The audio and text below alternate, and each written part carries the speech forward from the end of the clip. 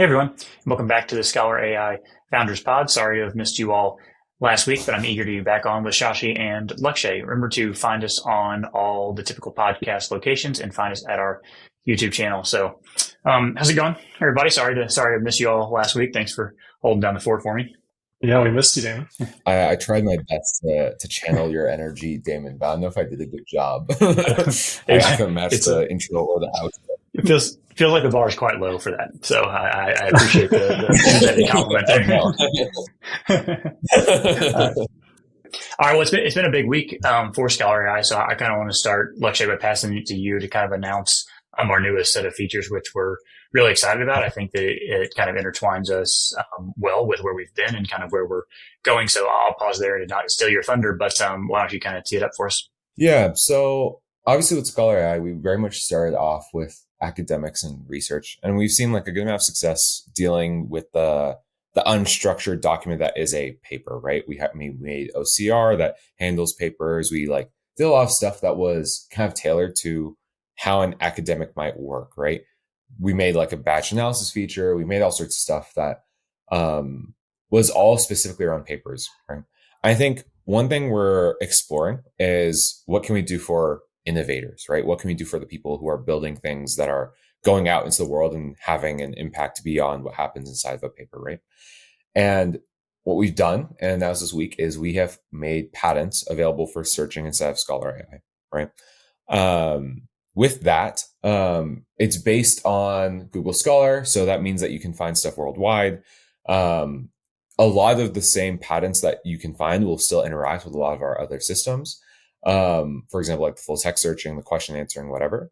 But we're working on more stuff in that way to make our systems more generally applicable. So we're working on a more tailored OCR system that anyone can use on any sort of PDF, as well as some more tailored features that you can use, for example, in the law space. For example, like understanding the claims of your patent very specifically, understanding more parts of the patent process. So if you are a scientist trying to materialize a lot of the work you've done, that is a tool that's currently in your belt. So we're working on this more. I think this is very, very early just insofar as how much we've talked to users about it. So as folks are trying it out, experimenting with it a little bit more, like, please give us all the criticism and feedback you have. Like, that's the way we make it better. We're very eager to see what y'all come up with. I mean, it was even within like 1 hour of releasing the patents email, I got some inbound asking for how someone would use this thing to understand claims within a certain document, which is really, really cool. So there's a lot more to see. This is kind of like a little bit of new territory for us, but we're really excited to kind of be entering that space and seeing how we can kind of unite it with a lot of the stuff we've have done. You'll be seeing the velocity of announcements coming from us. I hopefully come out really, really quickly and keep on accelerating. Yeah, that's great. Josh, you have any initial thoughts on the patents of it all? And then Yeah, we get a lot of value from the motivation of helping scientists, and a very natural extension of that was expanding into helping with the intellectual property, often developed by scientists, but not just scientists, in their own journey. And I'd say, as our journey of a startup team, what makes the journey special and beautiful is not knowing exactly what's around the corner and going on the journey with people you like and respect and want to be engaged with every day. And we're fortunate to have that kind of team. And we didn't see, at least I'll speak for myself, I didn't see the patent thing coming when we started, but it was an area that presented itself as a need in the market that we could help support, and we're excited to do it. So please give us your feedback, try the tool, tell us what else you wish the tool would do, and we're happy to continue to iterate and improve to meet your needs. Yeah, I think that's right. I think that patents obviously wasn't the first thing we attacked. We basically were making large language models useful for the research community, and I think the insight that emerged, I guess just kind of speaking slightly about the history of ScholarAI, we quickly grew to hundreds of thousands of users, and with that comes hundreds of thousands of unique insights, right? Unique product requests, unique feature requests, unique feedback opportunities, those kinds of things. And so patents emerge really as this critical choke point for researchers, scientists, innovators of all kinds to get their ideas out into the world, right? The IP process is still the standardized process for, I have this thing, I want to commercialize it. I need to make sure that I'm protected. I need to make sure that I have rights to this thing that I'm getting ready to put out in the world. And, there's roughly 100 million people or so that work at this intersection, both from the research side and from the IP side. So, we're really excited about being able to help people there. But, I do think it was kind of fascinating to see how many people were in some ways clamoring for this type of technology. And then I think, what's really exciting for me, at least, and from the internal perspective, is some of the things that Lakshay touched on, and that patents feels like a very open space to improve. So like the OCR thing, the optical character recognition that Lakshay was referring to earlier, the things that worked well in research papers didn't immediately work well for patents. Some of that has to do with the kind of unstructuredness of patents. Some of it has to do with the fact that the information we were trying to find exists in many different patent houses, patent organizations, those kind of things, in many different languages. Not too dissimilar to research papers, but inherently there's a challenge there. And so we're very excited about the progress that we have made. But as Lakshay and Shasha was saying, for those of you in our audience that are comfortable and familiar with patents, we would love to hear from you to figure out exactly what we're doing well and not well. And as we push more and more features over the next few weeks, we'll be eager to hear how people are using them.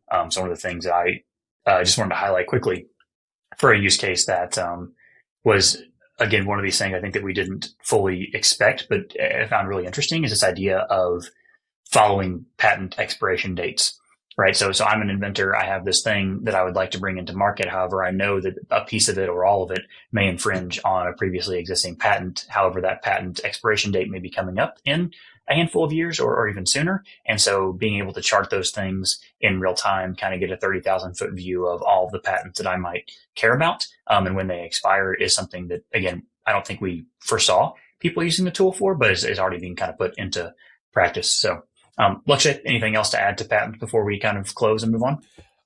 Nothing. I think this will just be interesting for our users in that, like, we are experimenting a lot, obviously, with kind of a new domain for us. So you might see a lot of experiments that feel very out of left field. Like, we're doing some stuff in like writing, we're doing some stuff with very particular niches of patents. And so to that end, like, again, the communication that we have with users is kind of the key thing. Join the Discord if you have feedback, ideas, email us, find us on support. If you're having trouble, absolutely just reach out to us all the time. There's just a lot of really interesting things in this space. We spent a lot of time just like, I love making diagrams. I've been making a lot of diagrams and we'll continue to be making a lot of diagrams because there's just so much kind of going on in here that we can kind of tackle. That ends up pretty interesting. Okay. Shifting kind of away from the ScholarAI focus, there was some other kind of, news, important news per se in the AI world. So Ilia Sutskever, who was previously at OpenAI, announced the formation of his new company. The company is called SSI, and that, at least in my understanding, is Safe Superintelligence. And so basically kind of the direct alignment of the development of new forms of artificial, or again, maybe this new kind of phrase, superintelligence, but perfectly aligned with safety in whatever kind of fashion that is. And so, Shashi, I want to start with you. I guess number one, what is your initial reaction to this? And then also, how do you feel like this ties into some of the events that might have been happening at OpenAI, call it over the last year or so, dating all the way back to Sam Altman's kind of rapid turntable exit reentrance? Ilia was one of the co-founders of OpenAI. As he's been a researcher at Google and has a legendary reputation in the AI industry. So just to provide the context, when Sam was ousted as CEO of OpenAI, one of the potential explanations for that was the lack of focus on safety and guardrails around AI, and the obsession or focus with product and commercialization. At least that was one possible explanation in one report. Since Sam was rehired and reappointed CEO, Ilia sort of quietly left the stage at OpenAI, and for months, his next project, which was to be announced in the future, was unknown. So what we're hearing now is his new project. It's called Safe Superintelligence Incorporated. On the face of it, without any other information, appears to be financially backed by investors who are not named, and appears to be a for-profit. But their stated aim is that their entire product roadmap is safe superintelligence. Their aim is to not be distracted by product demands and deadlines, and won't formulate or develop anything that doesn't begin with first setting out safe superintelligence. We can talk about the timetable in which superintelligence would exist, what superintelligence means. It appears to be, at least on surface value, a for-profit entity that is aiming to be like a nuclear regulatory commission first, and a generator of products second. Akshay, any thoughts in response to that?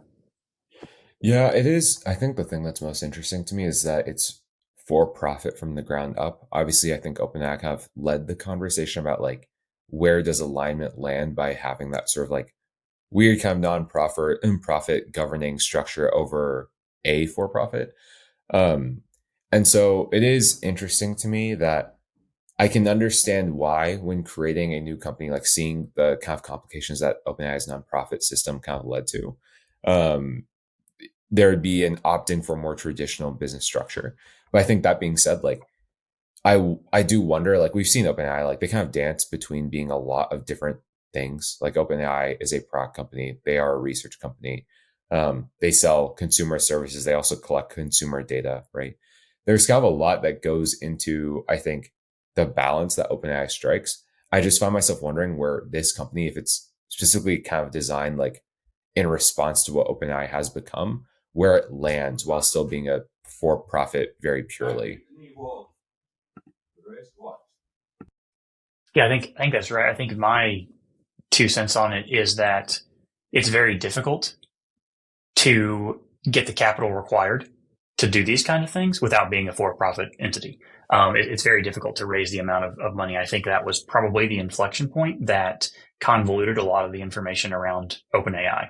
They realized that in order to train these models, in order to acquire the compute and the data necessary, they had to spend a lot of money, and do so, in kind of a recursive fashion. So not just spend a lot of money one time, but spend a lot of money every year in order to continue to innovate in these problems. And so I think the thing that for me, I think the primary driver of being a for-profit company, in this case, at least speculating from the outside, is it's the only way that Ilia and co.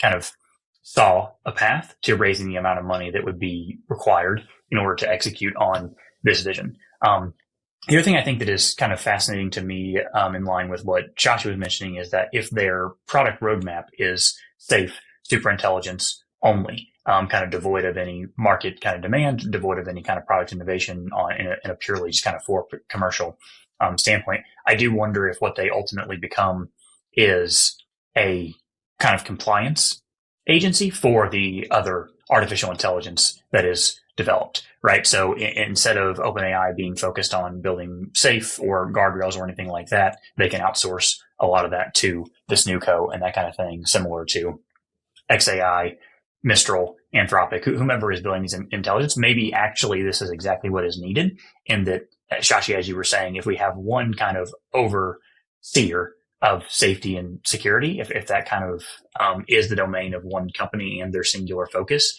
maybe it becomes, safety as a service, so to speak, to the other artificial intelligent companies that are developing, where they can actually just push the boundaries of what is possible through AI, while still kind of adding these guardrails as necessary from this third-party provider. So, Shashi, do you have any thoughts on kind of what I just laid out? Yeah, I think that's a really interesting angle, David. The safety as a service, and that very well may be their eventual business model. From their announcement, you can infer how Ilia sees OpenAI. So I'll just read a couple of sections. SSI, Safe Superintelligence, is our mission, our name, and our entire product roadmap, because it's our sole focus. Our team, investors, and business model are all aligned to achieve SSI. So clearly some lack of alignment there is inferred from his experience with OpenAI. He goes on to say, we approach safety and capabilities in tandem as technical problems to be solved through revolutionary engineering and scientific breakthroughs, suggesting his continued focus on the research aspect. We plan to advance capabilities as fast as possible while making sure our safety always remains ahead. This way, we can scale in peace. again, kind of clear reference to the chaos of OpenAI, the lack of peace that he perceived. He goes on to say, our singular focus means no distraction by management overhead or product cycles. And our business model means safety, security, and progress are all insulated from short-term commercial pressures. That last section felt very clearly pointed at Sam and how Sam Altman runs OpenAI, with a high degree of pressure on product cycles, management overhead, and short-term commercial pressures. So I found that announcement, while short, to be really insightful into how Ilia, one of the co-founders of OpenAI, sees the way Sam Altman runs OpenAI. I think it's fascinating to see this play out, I think, publicly, because it's strife that people who I'm very familiar with and work intimately with on a day-to-day basis in through the PhD process and those kind of things, they feel, right? There's always deadlines, and that's always in, not necessarily conflict, but it's always in context with this underlying ethos that exists in academia, which is exploratory by nature, right? It is free from the confounds of commercial pressures. It's free from the confounds of product cycles, those kind of things. And so it is, I think, just maybe to extend my point from earlier, I think that Ilia is seeing this as research that is necessary for the continued kind of thriving of humans in kind of a symbiotic relationship with this advancing intelligence. That typical line of work, I think, falls much more under the umbrella of new medicines for cancer, this kind of pure research focus, kind of for the betterment of humanity, devoid of this need to kind of drive shareholder value. However, again, back to my earlier point, it just seems that it's impossible to do those things at the scale that is traditional for pure research endeavors, meaning $5 to $10 million, $1 million a year is simply kind of a non-starter for this type of enterprise. And so I do think that there is, while it's very easy, I think, to have a very myopic focus in the beginning, assuming some level of success, the need to increase shareholder value in order to elicit new rounds of investment to continue the work will be a pressure that is faced by this company unless they figure out a way to kind of do that is not traditional, which is obviously possible. But, I think that a lot of people who are obsessed with the research and the work they do would love to be able to do it without commercial pressure. Unfortunately, it just tends to not be the reality, especially when you're talking about hundreds of millions of dollars annually spent to build the thing that you're trying to build. So in my experience working with researchers, there's this assumption and desire to find safety in the academy, to have that free space. And it's usually disappointing in that and people tend to think going into the academy means freedom and separation from the commercial systems of the world. And actually what you find is inside the academies are the same commercial pressures and systems of the world. They just present themselves a little bit differently. Yes. Yeah, I think it's well said. I do wonder, just like reading this announcement, obviously OpenAI was a research first company for the longest time. And obviously the way this announcement is read is that it's like, we take VC money to basically burn cash for a while, like working towards some product. But also in the announcement, there's also kind of like a rejection of the kind of like what I would expect to be kind of like the startup-y mindset, like burn fast, try a lot of things, like ship product soon. So I do wonder, like, I could only speculate really, but like, what is the product that they're aiming for? And if there is like a material timeline on like what they are trying to ship, what's that look like? And how does it fit into like the larger landscape, right? I do like the idea of like safety as a service. I wonder what that ends up meaning, especially since we're seeing that the like service providers for AI have become like 2 or 3 big ones, and then just a couple small guys working with like custom models here and there, really. So I do wonder what that product ends up being. Obviously, I think OpenAI's like super alignment team and like in general, a lot of their alignment teams got dissolved. So I do wonder like who their buyer ends up being and what is that buyer paying for, and how long does Ilia and co anticipate that that's going to take to manifest. they say it's like one product, one model, et cetera, but it's not clear to me what that could be necessarily. Yeah, I wonder if we're just headed for some sort of carbon offset reality here, in which it's like, OpenAI can develop the artificial intelligence they want, but then they pay SSI to make it safe in quotation marks and whatever, I'm saying, whatever that means, in the same way that Amazon gets to fly products all over the country and they get to pay some other company to plant trees on their behalf. Right. And I'm not saying that's good or bad. I'm just saying that is kind of this third party provider system that kind of enables the people that have a core business that is something else to still execute against their core business while kind of supplementing, the pieces that are necessary elsewhere through some of this kind of like third party or alternative means. I think it's a very curious space, but. I wouldn't be surprised if Ilia sees the governments of the world as unable to do this. And he thinks, okay, we can do something the governments of the world can't do, which is to deeply investigate, interrogate, and understand the safety of AI. And ultimately, that may be part of their economic model, is that the governments of the world subsidize this or pay for this oversight.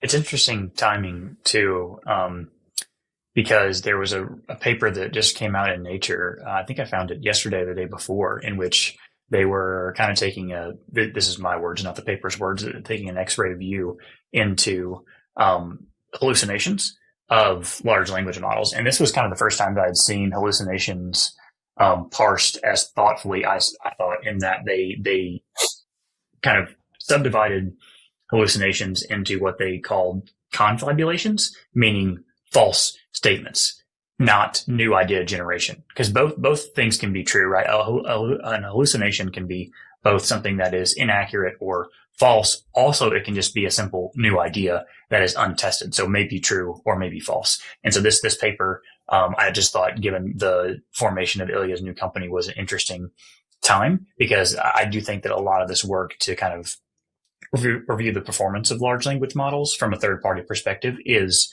emerging. And so maybe this company just simply becomes the thought leader and the commercial partner for a bunch of these companies in that space. I could see that path forward. And speaking of kind of challenges with AI, I think that one of the things that came out recently was this report that Perplexity was kind of mimicking other journals, kind of regurgitating content. There was even a Wired article that went as far to say that they were a bullshit machine. And so, with kind of without the qualifiers of being on kind of Perplexity's ability to execute on this, I think it opens the aperture a little bit further into the complexities of building highly intelligent systems, especially for search. So I'll pause there. Lakshay, you have any thoughts on just kind of the difficulty of AI in general, some of the hurdles that we've seen in our own work, maybe some of the ways in which we thought about overcoming them, and while maybe you can't ever get to 100% accuracy or 100% hallucination free, how you can get, very close essentially. Mm-hmm. Yeah, I think my immediate reaction to that article, I think there's a lot to kind of say about, like, I do feel like in the space of making an AI product, there is a lot of don't ask, don't tell that has historically existed. I think, for example, like one of the big criticism of the article is like, hey, like it's very clearly just like taking the thing I wrote and just like parroting it out, but not citing me, right? And we've seen like time and time again, like, for example, when like there's that like very funny clip of like Mira Murati like replying to, did you guys train off of YouTube? And she just kind of sits there like looking to the side. There is, I think, inevitably, like if you were to talk to any major company that has succeeded and has kind of like reached like what's the word I'm looking for? Has reached like just like a constant, like they're on the success trajectory, they're safe, like OpenAI at this point. Like very clearly in their history, there was a lot of like non-permission based scraping of a lot of stuff, very realistically, right? But they're so far like along, and like they're now doing it the right way, and they have the opportunity to do it the right way, right? They get these license agreements, they form partnerships, whatever. It is this kind of like weird dance of like big tech is just like unkillable. There's like big little tech, like what OpenAI has become, where they were previously a startup, but they've gotten so much momentum that they're pretty much like out of the danger zone of like criticism and whatnot, right? And then there's like actual little tech where like a lot of what is down here is the kind of fight to survive and like doing whatever you can to make it work. And I think looking at what the Perplexity product is, it is fundamentally just like a web browser with another LLM. It's not that like crazy of a tool. I think if you were to look back at what they were doing, like, and say, put it like 5 years ago before like the AI conversation was like a super large one, it wouldn't have received as much criticism just because there was not so much conversation, like so much of a pattern established by, hey, wait a minute, how did OpenAI figure out like all these images? They're like scraping like art, they're scraping video, they're scraping text. I think, I don't know, I don't really exactly have a stance on like what is right or what is wrong in that case. It is just funny to me that like they're getting very heavily criticized for something that you assume like any like popular provider already did. I think there is a larger question of like hallucinations. I mean, we've seen for ourselves like where it's very, very hard to avoid like in a very deterministic manner. Excuse me. But I don't know. I think walking away from the article is just, I don't know. I was looking at the scraping part as particularly funny, I guess, given the history of what is the AI space and what is the interesting data to be interacting with and where it comes from. My first reaction to the article was that there's a lot of journalistic grievance here in the industry of journalism and writing. There is also an implied difference of assumption of what's fair game for scraping. I think this is a question that as an industry we need to address and find an answer for. Is it fair game to scrape but provide credit to the author? Is it fair game to scrape and use it as you wish? So I think there's probably some implied differences of opinion or assumption there of what's reasonable, that maybe the author has a different view than Perplexity as an org. But Lakshay is absolutely right that everyone else is also scraping too, and is what Google has been doing for now decades. Is that fair game? So there's all kinds of conversations to have about what big tech can and can't do with regard to authored content, especially human authored content, and how the economics and credit of that system should flow. That was my gut reaction, but my second reaction is Perplexity isn't doing very much here. Their Perplexity is, in my opinion, two things. It's an interface, a convenient interface, and it's the scraping or RAG, kind of fetching the information, providing it for you. Both of those, as we've talked about before, aren't hugely defensible positions, and yet they've got 10-figure valuation, maybe more now at this point. So it's interesting to see it's interesting to see how investment capital has flowed into AI. It seems like, as you say, when a tech company gets big enough, they achieve a certain critical mass in which investors feel like, oh, okay, this is safe now, and therefore we're going to run it up and plow many billions of dollars into it. And it seems like Perplexity is above that threshold where they're able to fundraise almost infinitely now at this point. I want to pull on one of the threads that Lakshay put forward and then kind of add some comments around it, as I think it speaks to this idea of user-generated content in general. So if we just distill down, like, what does Google do? What does YouTube do? What does Meta's on their Facebook and Instagram platform do? What does X, formerly Twitter, do? Right? It is essentially an aggregator. It's an index machine for user-generated content. On the web, that comes in the form of journal articles. It comes in the form of blogs, web pages, storefronts, those kind of things. On social media, it comes in the form of text posts, pictures, videos, that kind of thing.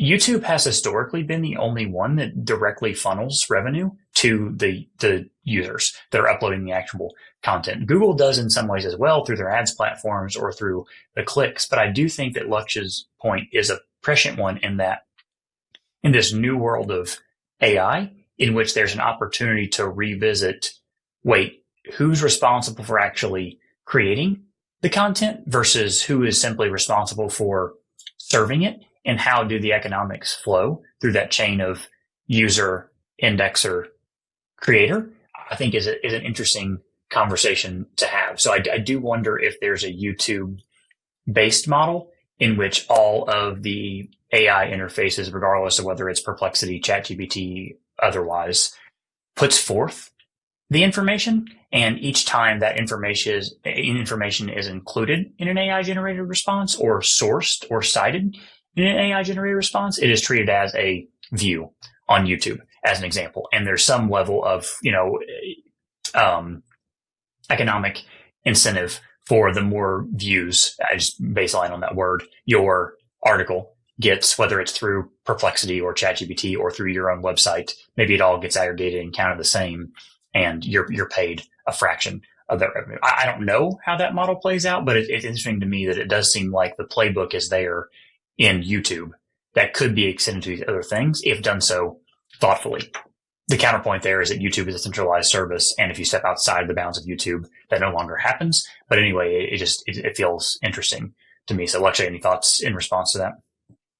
No, that is interesting. I think that there is like kind of like the biggest problem I think to kind of solve in what you described is like, it's very hard to, one, when you service content through an LLM, like you can't, right now, it's kind of a probability that you service it correctly, right? I mean, that's what the article is primarily about, that hallucinates, didn't give credibility, whatever. But I do think there is also kind of like, there's kind of two pieces of this that are interesting to me. Like one, you need traceability, right? You need to know the user asked about this question. The LM took this question, decided this was the best source for it, and then traced that user's hit to this source, right? So that means like summarizing a YouTube video or something, you need to be able to understand like who is the person that triggered the call to lead to this machine's view, right? There's not a lot of systems that are like designed to do that inherently. And you're kind of relying on like some level of like agreements between these providers to do something like that. But it is something that feels like there is some kind of opportunity to do something interesting with. Two, I think within the space of this kind of flow you described, I think one thing that is, I find myself just like in reaction to that, like, I think there is an opportunity there. I think one thing that I don't understand yet into like how this could technically work is you're relying on a lot of these service providers who like almost entirely rely on the ad revenue to give up the page view as an asset, right? And when you're giving up the page view, you're giving up like revenue, bottom line, et cetera. So any company that were to do something like, oh, like we'll charge you or like we'll pay you for your LM hits, that needs to feel very material for, I think, buy-in to exist at all, right? I think there's also there is just the issue of just like, if we have these systems, there needs to be a little bit more of a standard behind, like, if we are going to be able to trace, there needs to be a better standard behind like how to allow things and like what LMs are allowed to do and how they're allowed to speak. That in the Wired article, or we saw like the robots.txt is like the current standard for that sort of thing. But that also feels like it, to me at least, like personal stance, like that is kind of antiquated to assume that machines aren't going to try to read your site. Obviously, there's like kind of legal ownership, and the article kind of mentions that in general, like courts that tend to lean to it should be the content provider that has rights over their data. But on the idea of like an open web where like information is accessible and you can kind of like get the information you need when you want to, it does feel a little out of touch for the modern day of where these systems could go. It feels like that conversation should shift in due time, assuming LLMs and these AI synthesizers become the way to consume information readily. Yeah, it almost feels like there could be a cookies-based approach or something similar here, to where it's like you charge the LLM that wants to serve your content back to the user prompt a certain small fraction of the fee or something like that, in the same way that, an affiliate merchant sends somebody to a third-party website. If that user ends up purchasing that product, that affiliate gets some, very low-level fee. It's not a perfect analogy, but it does feel like there's some space to innovate there. But as is the case, I agree with you. The legacy systems of web scrapers are not appropriate necessarily for this new world of AI. And so there will be some new things that emerge. And in the middle, it's going to be murky and messy. Yeah. So, Josh, any final thoughts on that? No, great. Okay. Well, we are almost to close here, but Shashi, we've got one thing to show the audience. So thank you to everyone who has kind of joined us on our YouTube journey so far. So we crossed 100,000 subscribers not long ago, and our play button has finally arrived. So Shashi, I'm going to send it over to you to unbox and kind of show off the play button. All right, we're going to unbox the play button. Thank you guys to all the subscribers. We've crossed 100,000. I think 125 last I saw, so I'm going to crack this puppy open right now. Let's see what this thing looks like. My kids are really excited about this, by the way.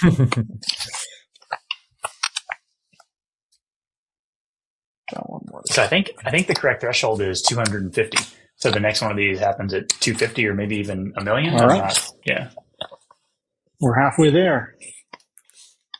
All right, got some nice foam here. Do you remember your first subscriber, your 100th? Nice. A nice letter here from YouTube. All right, so let's take this thing out. Presented to ScholarAI for passing 100,000 subscribers. Check that out. That's incredible. We'll take this out of the wrap so it's easier to see on camera. Check that puppy out. Very Amazing. Nice. We got this on the Slack. I said this yesterday or whenever we last met. Like, this is the craziest part of this whole thing to me. YouTube channel is getting plaques. It's strange. Who even wants to listen to this thing? It's amazing. That's awesome. That's great. Thanks, Shashi, for taking point on that. It's worth noting that we've got some people that work behind the scenes at ScholarAI to help support the YouTube channel. So not everybody that you're seeing on the YouTube channel are the only people working in this. And so while we're very proud of the work that happens behind the scenes, and couldn't have reached the milestone without the subscribers and the people who are working diligently at ScholarAI to help us along. So thanks everybody for joining us on the path so far, and we're looking forward to the next 150,000. So kudos to Hannah. Kudos to Sam. Thanks, guys. Great work. That's right. Great. Okay. Well, with that, we're going to wrap for this week's episode of the ScholarAI Founders Pod. We will see you all next week. Remember to follow along on all the popular podcast channels. Find us on YouTube. Leave your comments in the sections below, and we'll get to them at some upcoming episodes. Thanks, and see you all next time.